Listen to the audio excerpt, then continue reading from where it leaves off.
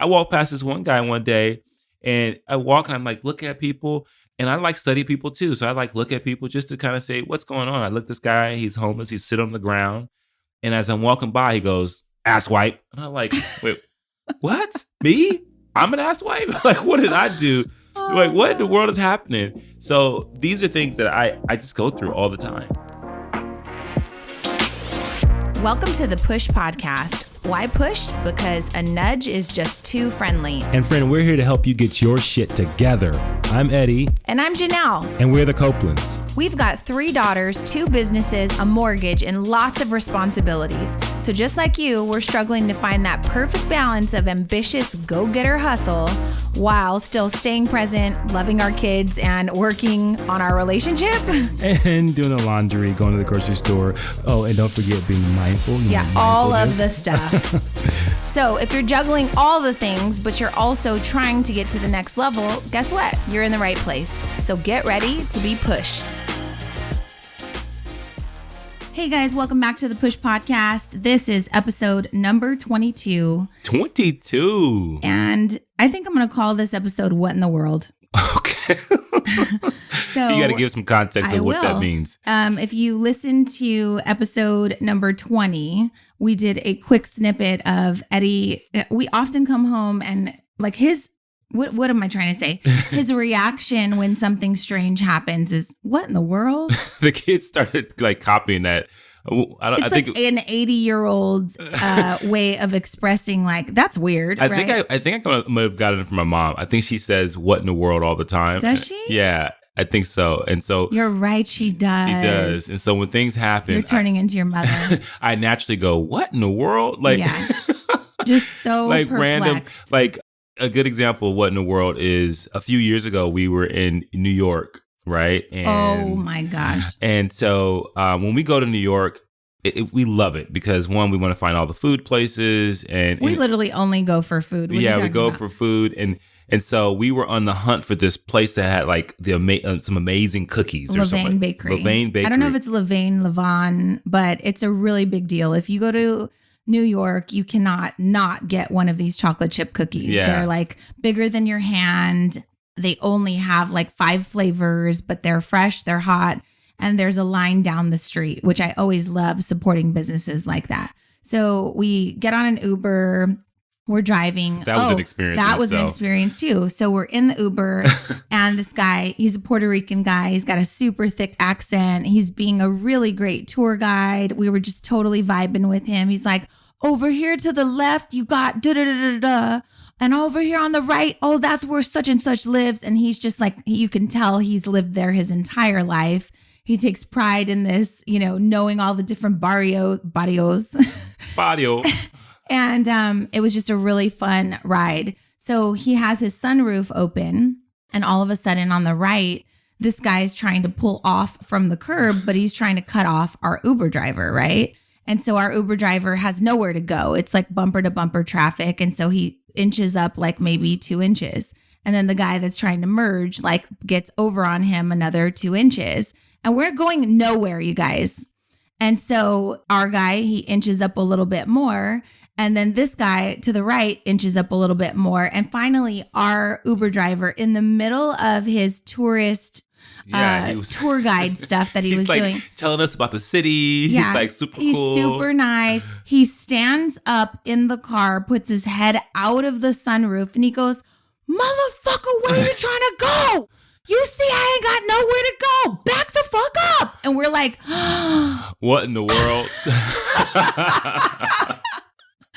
And then he sits back down. They get into a full-blown fight. Mind you guys, we're not even 3 feet away from the guy.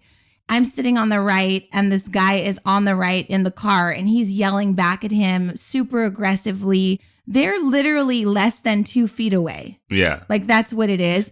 And then he slides back into his seat, and he goes, "So like I was saying, over here on the left," and it was like it never happened. Yeah, it was like, are you a sociopath? Because you just freaked out right now. It was the best thing I've ever seen, though. He just got back in the car mid-sentence. Like, he was talking to us. Then he gets out of the car, goes crazy outside the sunroof. When you say get out of the car, he didn't get out. He stood out of the sunroof. stood up out of the sunroof. What in the world? Yelled at this guy 2 feet away from him. Like, we were like, if someone had a gun, we're definitely getting caught in the crossfire, right? And then he slides back down into his seat and just proceeds to show us the rest of the city.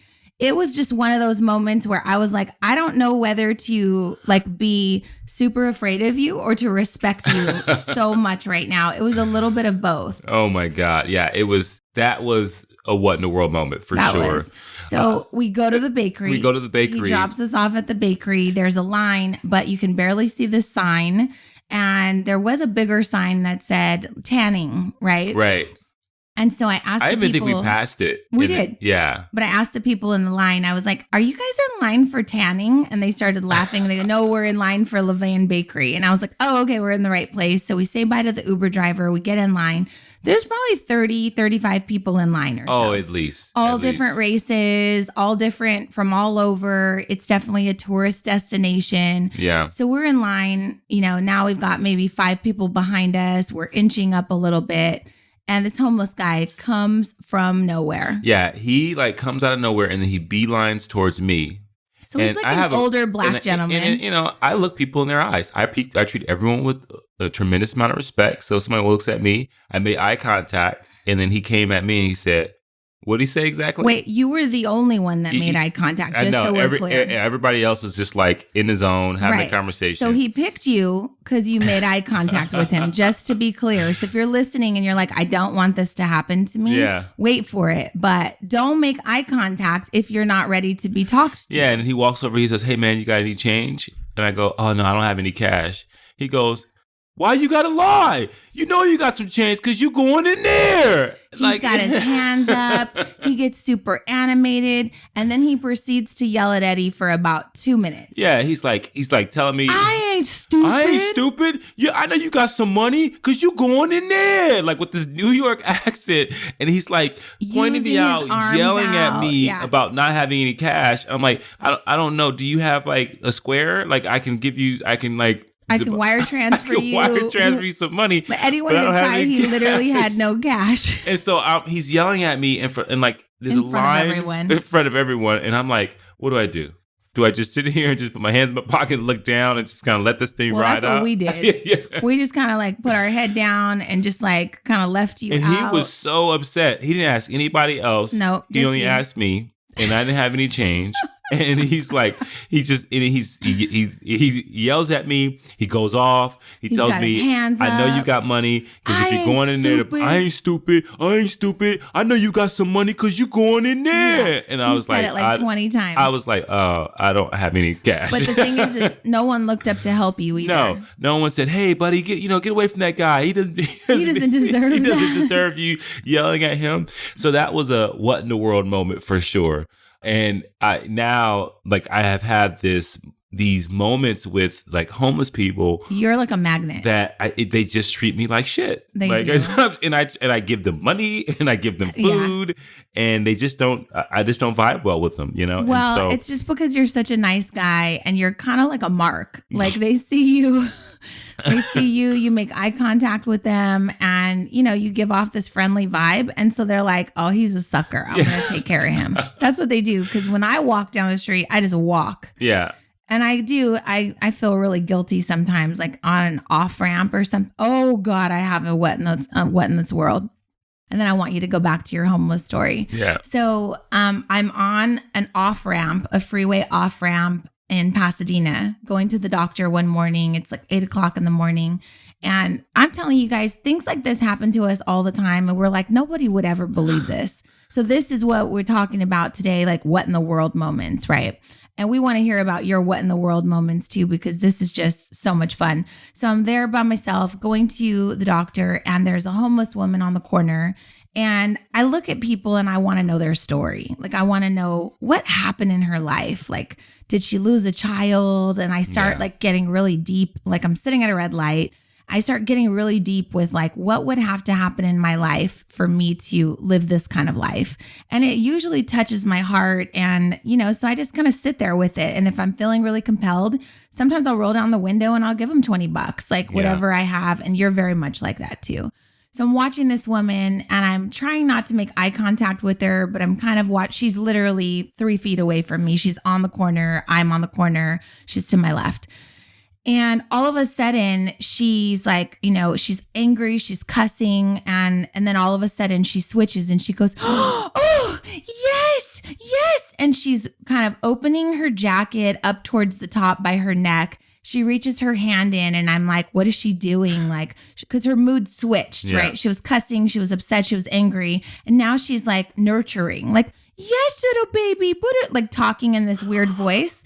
And I'm so weird. I had cracked my window just slightly so I could hear what she was saying because I was so intrigued, right? I study people. Maybe people are listening like, what in the world? Why is she doing this? So I crack the window and I see her reach into like her sweater up by her neck and shoulder. And she pulls out the world's largest rat, you guys. God. A rat. And the tail is like 2 feet long. And my mouth is salivating. And I'm like, oh my God, I need the light to turn green. And she's holding it up now like it's a baby in her face. Oh, you're so cute. And she's talking like baby talk to it. And now I can't look at her because I'm ready to throw up. It's the most ginormous street rat I've ever seen in my life. And she's talking baby talk to it. And so needless to say, I didn't roll down my window and give her 20 bucks. What in the world? That is a what in the world. So the light turns green and I come home. I tell like everybody later and they're just like, Mom, that's a terrible story. Yeah. But nobody would believe me. Yeah. It was a huge disgusting. rat. Oh, it was bad. So here's the thing. I have a huge problem with rodents, like possums, rats. I don't care. I think most people do. I am like an elephant. Like if those things come around, I'm jumping and hopping. And I just, they for whatever reason, they freak me out. So if I would have saw that, I would have screamed out the window, "Ah, lady, you got a rat in your hand!" And she would probably said, "It's my baby. It's my baby, fool." Yeah. No, but I would have freaked out. That's disgusting. It was bad. So, I think you should tell the story. You have so many stories, but what about the time we were really into meal prepping and had some meals at work? And so this story is interesting because you'd almost have to see me, but I would walk to the train from work just so that, obviously it's convenient. And sometimes I was, at that time I was eating like 4 or 5 meals a day. And so I would take all my meals in these little cool little plastic containers because we would meal prep. And so on my way to the train, I would warm up food and I would walk to the train and I would eat. This is like after a day and I'm talking, these are nice meals. Right. I'm talking about nice ground turkey with some 3% fat. 3% like not fat, the cheap stuff. Premium stuff, broccoli, jasmine rice. When you think about this meal, any person that who's missed a meal would be like, this is like Thanksgiving. Right. Right. So it's after work. It's after work. I warm it up. I warm up my food and I still have it closed. I haven't even opened it yet. I'm walking down the street and I come across this guy and he goes, "Hey, you got homeless guy." And he goes, "Hey, can I have any change?" I said, "I don't have any change, but I have food." He goes, "What's in it?"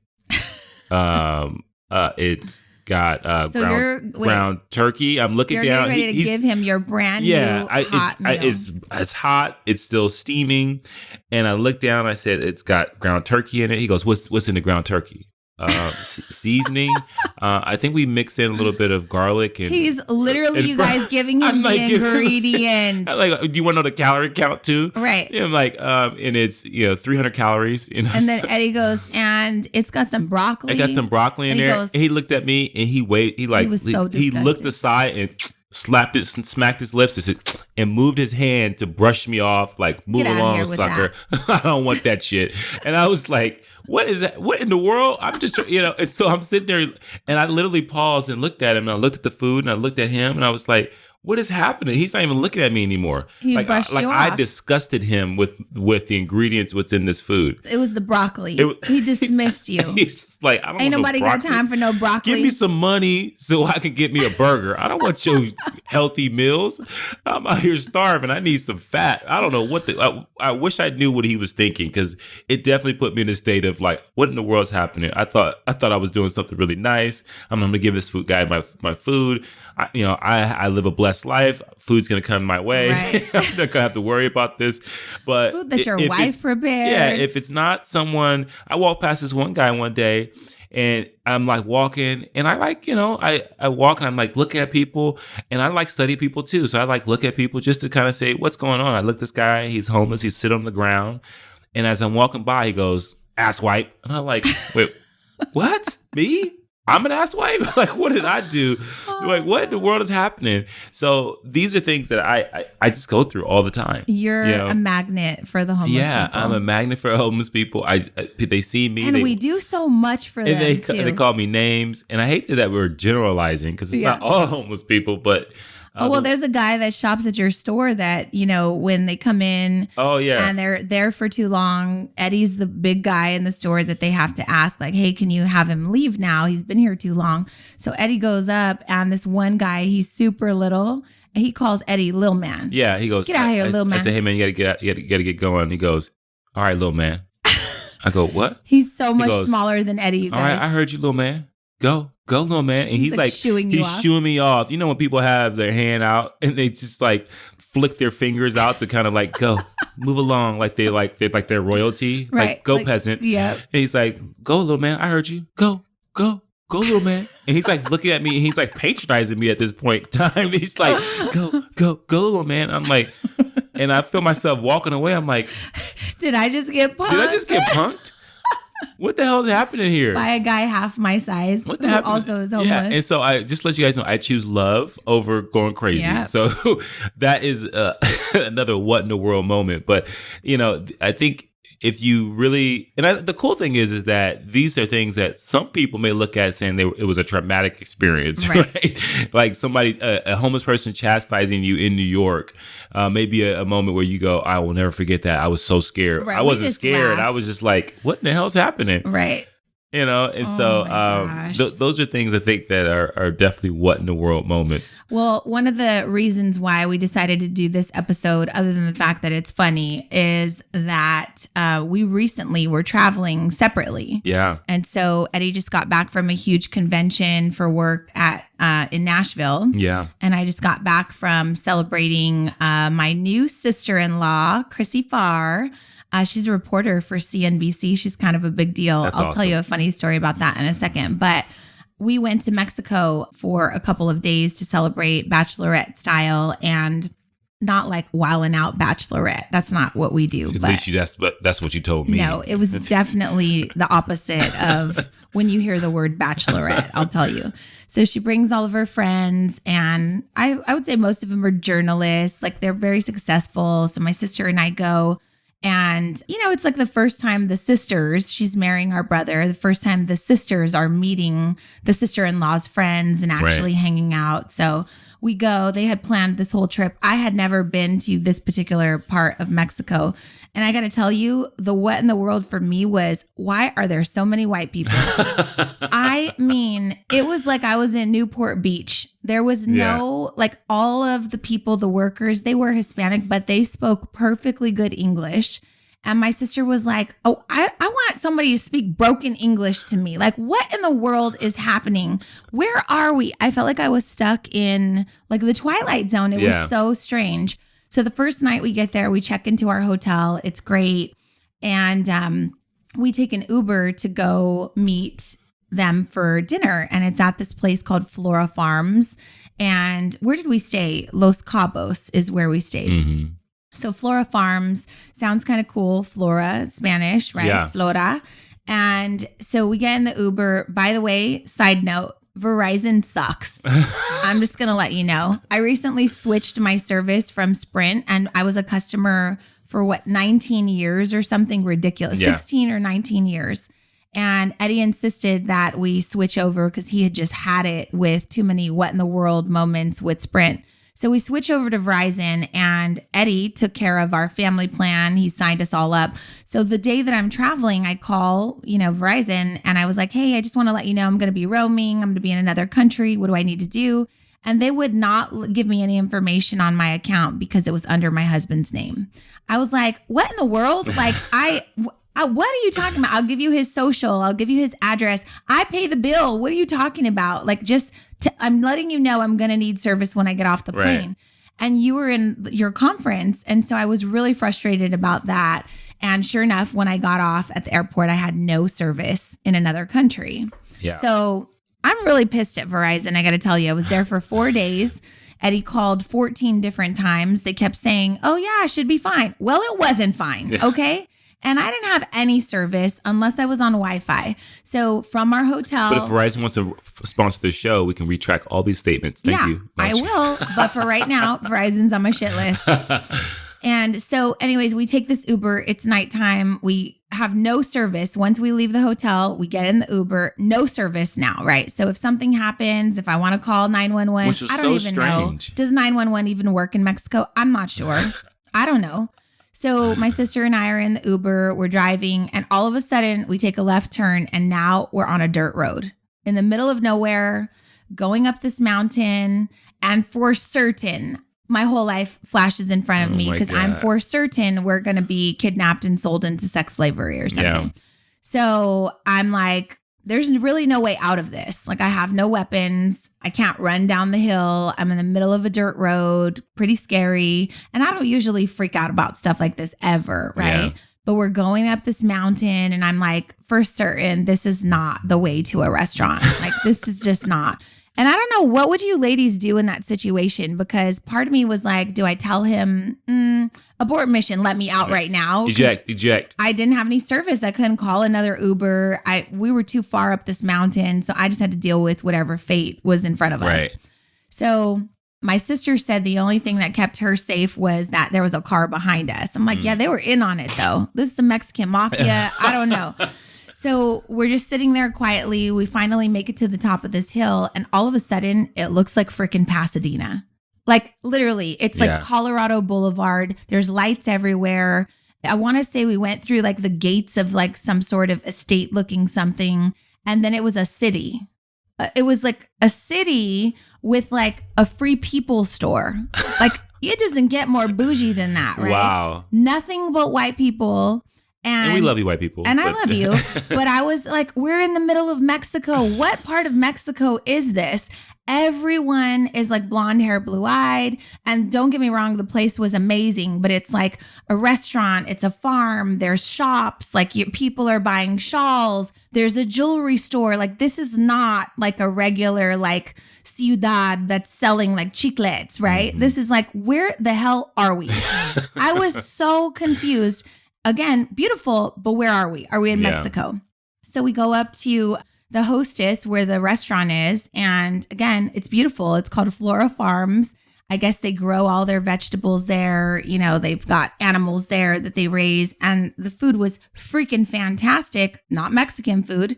I had beet risotto with shrimp. Wow. And it was phenomenal. But there was no chips and guac. I'll tell you that, right? Yeah. So at one point I asked the waitress, like I turned to her and I said, "Ay, muchos gringos, ¿por qué?"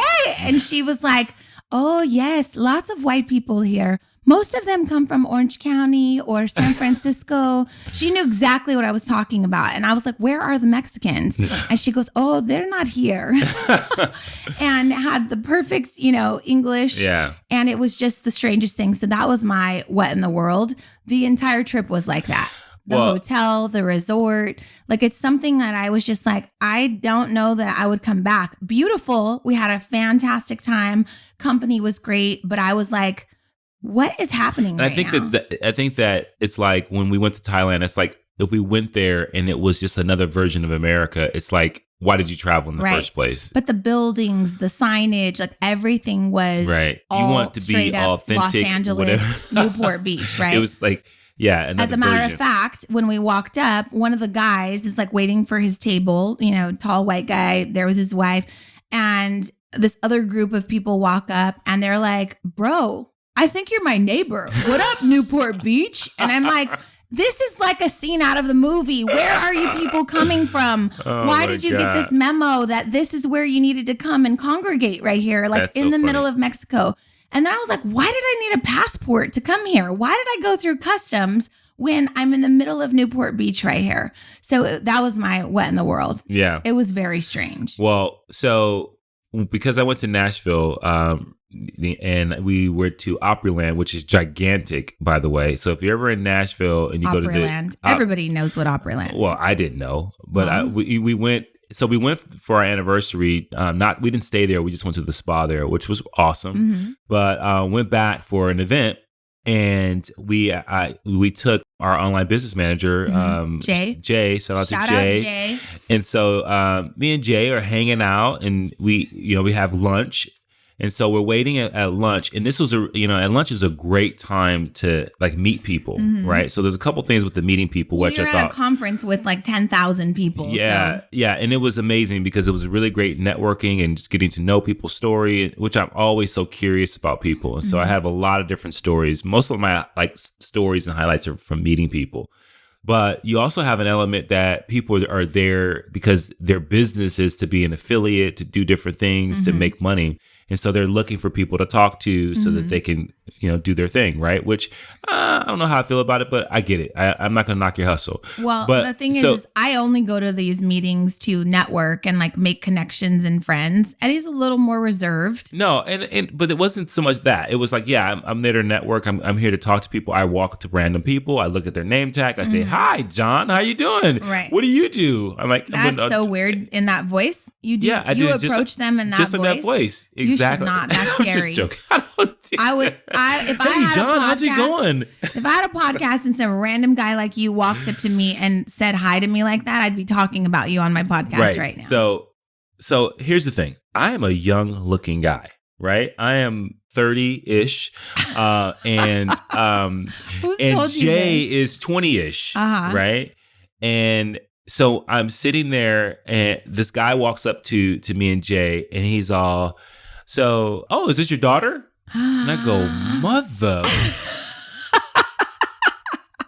Who's what? And I didn't even answer him. I literally looked aside. I looked like the homeless guy. I looked away and I went, did you shoo him off? You smacked your lips. Yeah, like he was that. an older guy. And I was like, I looked and I was like, this mother. No. And then Jay goes, no, I work with him. And I'm like, yeah, she is an adult, right? I have children.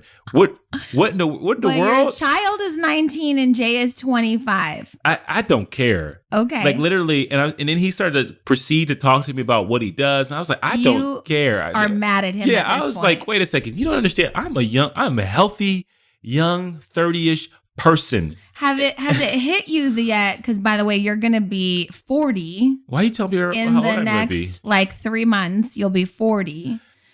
And has it hit you yet? Because we've talked about this, that like we're at that age where it's questionable. Like Eddie and I, we feel like we look great. We feel like we're still young. I literally feel like I just turned 30. Well, no one was surprised that I was talking to that I had a 18-year-old daughter in college. So that's where our life has like recently shifted, because we noticed that previously when we would say like, oh, we have 3 kids, people would say, what? You guys don't look old enough to have 3 kids. How old are they? And then when we would say like, oh, they're 13, 11 and they're 14, whatever. 16 and 18. Right. Yeah. And so now that we say we have 3 kids, they're 18, 16, and 14, people go, oh, that's sweet. And we're like looking at each other like, you better say you guys look so young. No way. So we're at that age now. It happens still a little bit, but sometimes. Yeah. And so we kind of squeeze each other's hands and we're like, oh, she's out. We don't like her. Yeah. But it's funny. It's not them. It's us. Right. And Jay was really good about it. She didn't mention it once. I remember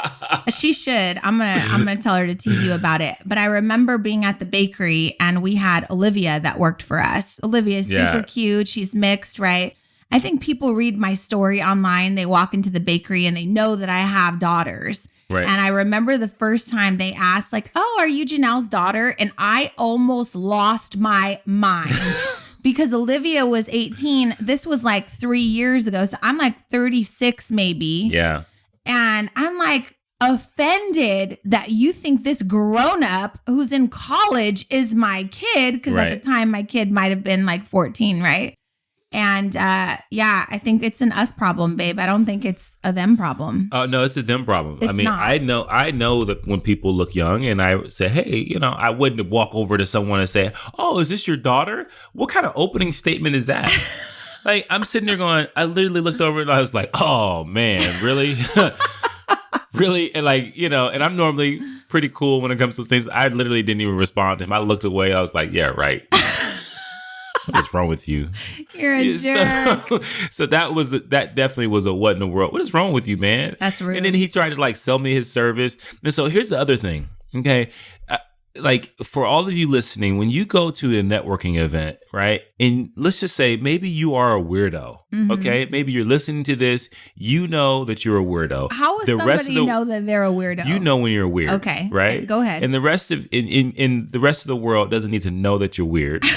But I was talking to certain people and they would start off like, oh, this person's really cool. I may want to continue to connect with this person and, build on this relationship. And they do certain things, I do things, and maybe there's a collaboration or whatever the case may be, or it's just a good business. Yeah, that's the point of networking. That's the point of it, right? But there were a few times where people kept talking and they were revealing some things about themselves that I was like, what in the world is wrong with you? Like Why are you telling me this guy? So one person was like telling me all these things. And then then they proceeded to tell me that they have these strong fanatic fans that are willing to do anything if anyone crossed them. Oh. And I was like, did I say something to you? Were you threatened? Is this a threat? Like, what is wrong with you? Why are you telling me this? Right? He said, one time this person said something and they had their name, like my name was all in the thread. And I was like, why do I want to know that? Right. Why are like your people are coming? Are you the Beehive? Yeah. Are you the founder of the Beehive? And I'm like, at a business event where you're talking to different people, why did you think that was important to tell me that? Right. And so that was one thing. And then like, when people are trying to do the humble brag, right? Tell me a humble brag. A humble brag is like, oh, I started this business and it's just, it's small. I mean, we really are probably going to do, $1 million a month, but it's something we've really got to work on some things and, and we have so many opportunities. It's so many opportunities and stuff like that. So tell me what you do. Well, Yeah, I definitely don't make $1 million a month quite yet. Yeah. But. And so it was some of that was there was like little humble brags here and there. And then, it's just interacting with people. And I'll tell you this, that I met some fantastic individuals that are extremely, nice. I sat at a table one day randomly. These guys were like, you want to sit with us? And I was like, sure. Like Jay had her own lunch. Oh, so that's always a commitment. Like someone in the cafeteria, it's like grade school. You want to sit with us? Oh, and I was like, cool. Kid table? Is this a? And they all had different like accents. Oh, and so cool. I was like, oh wow, these people are all from different places. So one was from like the UK, one was from Australia, one was from Italy. And they all were just really, really cool people. And they were more interested in my story than I'm like, you guys are the interesting ones. And one guy had a really great following on social media. And so we had this really great lunch and great dialogue. And it was really awesome, right? And so, especially if you go to places, like your ability to ask questions and to really be curious about people, I think it makes people feel good. But you learn so much, absolutely. But you also learn shit you don't want to know. Oh my gosh!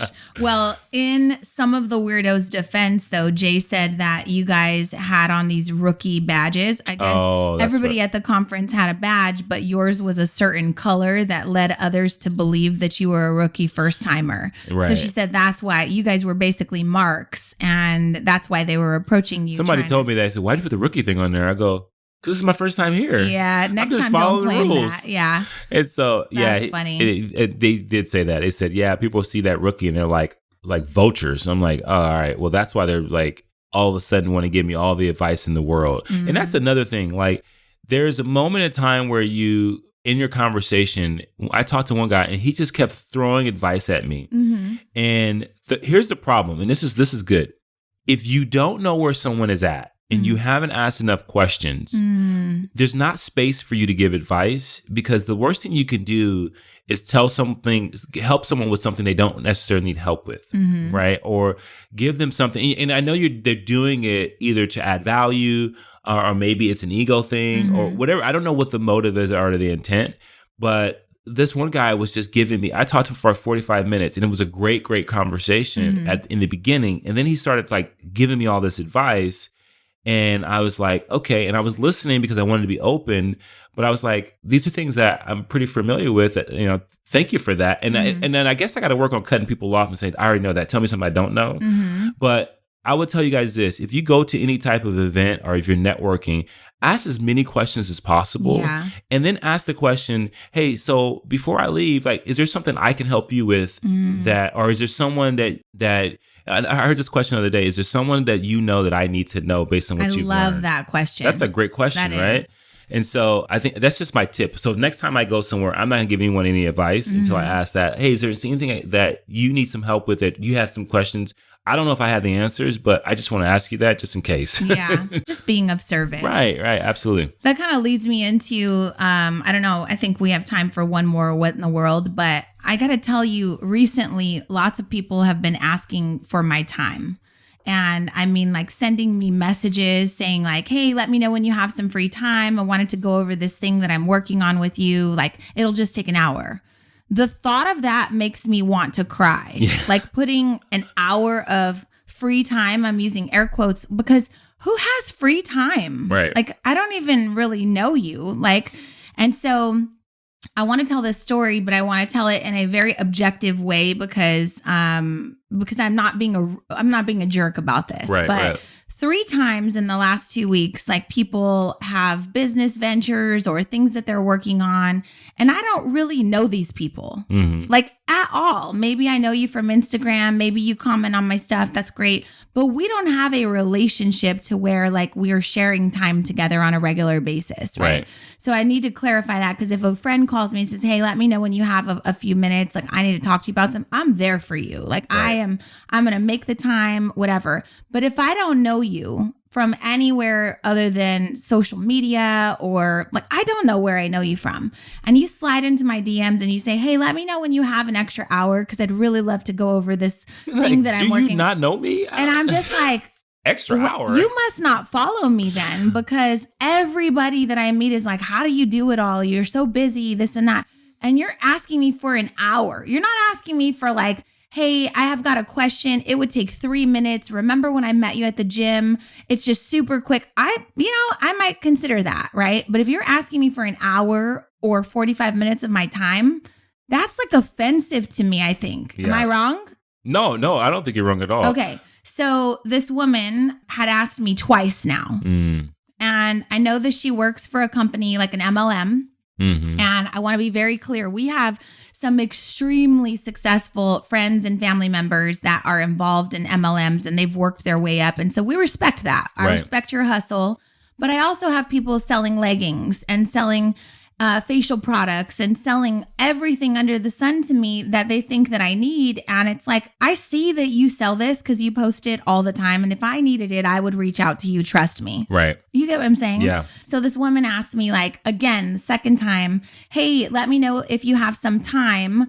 Our office is hosting a free conference call, and we're trying to win a contest. And I was just wondering if you'd be around on Monday evening to hop on this conference call for 45 minutes so me and my boyfriend could win a contest. Without any context, without like telling you what this is all about. Just, I'm going to go to the secret meeting about the secret topic and I'm talk to these invest my time strangers. On a conference call so you can win and I want you to know I'm telling this story with the most open heart, and like, I'm here to serve. So I was offended though. Like, you're giving me no value. Yeah. And so this is where I think the podcast is about to get good, because one of the things that we do when we're coaching and mentoring, we're business strategists.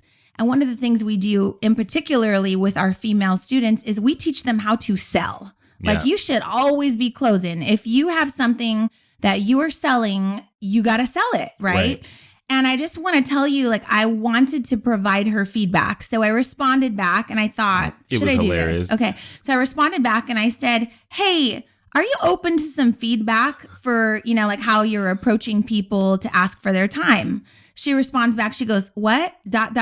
You mean like how I reached out to you? And I said, yeah, like your pitch. You're pitching me, the opportunity for me to invest my time. Are you interested in some feedback? I just want to know because I want to help you get better at this, right? Because clearly I'm not the only one. If you don't know me and you're doing this, then I can only imagine what you're doing to your friends, your family, people you really know, right? Right. And so I don't care about you winning this contest. I care about you providing value to me. Mm-hmm. Like if you would have provided value, then I would have been like probably down to invest my time. But in order for her to provide value, she needed to know if you had some needs. She doesn't know me. Yeah. Right. What are your needs? Right. And if maybe I have a service that could fulfill those needs. So she said yes, she'd be open to the feedback. And so I took the time to be really thoughtful. And I typed this up. And then I kind of was on a roll. And then it got longer than Instagram would allow. And then I started to second guess myself because I know that I can be intimidating sometimes. And I know that it could come off as rude. But truly and honestly, it came from my heart. And I wanted to help her because that's what I do. I help women close sales, right? And so I want to read you what I wrote. And if she's listening, I want you to know this was only for your benefit. And after reading it to my husband, I realized that at some point it took a turn and he said, yeah, I don't know if she's ready for that, honey. Like she didn't hire you to coach her. So I didn't send it. But I'm going to just be audacious and I'm going to read it now because it might help some of you. If you are selling something, particularly in an MLM. Oh, and then one time she hit me with I said, yeah, I don't really have time for that. You know, like I said it really nice. And she said, oh, well, I figured like when you started your bakery, you were trying to get people to test your stuff. Well, it's different because when I bake from home or like in the beginning stages of my business, I was offering stuff for free. Hey, can you taste this and let me know what you think? It also wasn't a secret what you were offering. You weren't like walking around with this black box saying, here, do you want some of this? And people were like, what the hell is that? People are happy to take something and give you feedback, right? I was giving them something in exchange for their feedback. Right. Okay, so this is what I wrote. I said, hey, if you're going to ask someone to invest their time, something no one can ever get back or earn more of, then you have to offer a trade. Right. That's nice, legit. Right? Okay. You've got to offer something worthwhile, a way to help, something enticing, a free gift, something helpful, knowledge, life-changing information, or something in exchange for 45 minutes or an hour of someone's time. Yeah. Right? So I didn't know how she would take that. I was like, maybe I need to give her more context. So I said, twice now, you've asked me to, quote, get together for a meeting, end quote, or sit down on a Zoom call or attend a conference call. People have loved ones that they're neglecting because they run out of time every single day. They have chores, places to go, experiences they're putting off or forfeiting because time is so scarce and no one has enough of it right now. If you ask for someone's time, you should be solving a problem for them or enhancing their life in some sort of way, or offering a fair trade in exchange for the investment of their time. But step one, which is before you're even allowed to ask for their time, is to identify how and if you might be able to serve them. And before you ask for an investment or trade of someone's time, you have to identify, again, if you actually can even add value or benefit them in any way. Right. That's real. Yep. So if you're listening and you're in sales, that is step number one to asking for something. You've got to show up with something in exchange, right? Yeah, especially these days. I mean, we've got so many things that are being advertised, being marketed, and all these different things. Like the crazy thing is that the algorithm is smarter than this person's actual like approach, meaning that Facebook and Google, they actually have a better idea of what we need and want more than this person does. And they're not asking for 45 minutes of your time. Right. Okay. So I could have stopped there, but I was like, well, what if she needs more content? I like literally, I want you to know I'm only coming from a place of love because I know what it's like to feel rejected. I know what it's like to put yourself out there and be scared. I know what it's like to be standing in fear, watching other people be audacious. I know what it's like to watch people win and you feel like that should be available for me too. So now I'm just going to wake up tomorrow. I'm going to be audacious and I'm going to message everybody that I know. And it's a huge step and I'm really proud of you if you're doing that. But now I want to give you some tactical advice because there's a science to selling. And you can't just be like patting yourself on the back because you're being proud and audacious. You've got to actually have some sort of strategy. So this is my gift to you. So I proceed. I said, here's an example. if we got to know each other and you learned that there was a way that your services could help make my life, my finances, my relationships, or whatever better, then of course I'd be willing to trade an hour of my time. I said a relationship would have had to be built, trust would have had to be established, and then you would be able to see if you were able or capable of serving me in some sort of way. I have people wanting to get together with me so they can sell me essential oils, smudge-proof lipstick, insurance policies, debt consolidation programs, diet food and shakes, personal training, and the list goes on and on. None of that is anything that I need or I'd be willing to give up an hour for right now. Like at this current stage in my life, I'm running 2 to 3 businesses. I've got 3 children. I'm picking kids up from the train. I'm managing 20 employees. I don't have an hour to give you, right? So I said, but if I were selling something from an MLM, a new business owner, or anything else, here's how I would do it. Step 1, I'd add value. I said I'd provide facts, tips, useful information that no one knows that would be helpful pertaining to whatever industry or expertise I am a pro at, right? Right. Step number 2, I would do something to inspire others versus selling to them. So I'd share my story. I would share client testimonials. I'd share before and after results, transformations, whatever. I would share because social proof always does wonders. Mm-hmm. To me, that's a killer tip. Yeah. We teach this stuff. I charge for this, by the way, right? Right. Step number 3, I'd share how I'm winning in blank industry or with blank product, blank company, whatever. And I'd be transparent about what I was selling because indeed I would be selling something. So I would be sharing the benefits that I'm now reaping and how it's changed my life and how it's impacted people that I love, especially if I sell like insurance or something, which is super boring, right? So I would be like, hey, I just want you to know, like 2 months ago, my mom, who was totally against life insurance, finally signed a policy. And guess what? Unfortunately, she lost her husband, whatever. Like, how did it benefit her? Like, that's another form of social proof, but that would help you close the sale, right? So let's see. Number 4, I'd be clear about what my intentions really are. If my job is to recruit with a contest, win a contest or sell, then I would just tell you that. If I sell blank, then I would want you to consider buying it. I'd be truthful and upfront about that too. Yep. Again, I'm just being honest in what I do, right? I mean, that's like normal marketing. All your everybody positions things so that you know their intent, so that you know why you should pay attention, or should you, if you should pay attention. Right. Step 5, I'd be offering something in exchange for people's time. A free blank, maybe info, cheat sheets, checklists, samples, industry stats, anything to get people to be slightly interested. Right. Because people who are interested will often buy eventually, right? Step number 6, I'd repeat steps 1 through 5, and I would know that eventually if someone was interested in what I had to offer, they would reach out. Right. So that's step 1 through 6. And then I said, sales is a science. The customer has to see value and be respected. If you'd like more tips on how to sell and increase your revenue, please click here to learn more about my Savvy Sales Guide. I'm happy to help, right? It's free. So I want to give it to her. Right. If you guys want it, I'll give it to you too for free. It's on pushpodcast.com. Right. But here's my point in this. Again, I hope you don't think I'm a total bitch, but if you are an MLM salesperson, recruiter, whatever, be upfront with that. I just gave you 6 amazing tips to really win and kill it in your industry.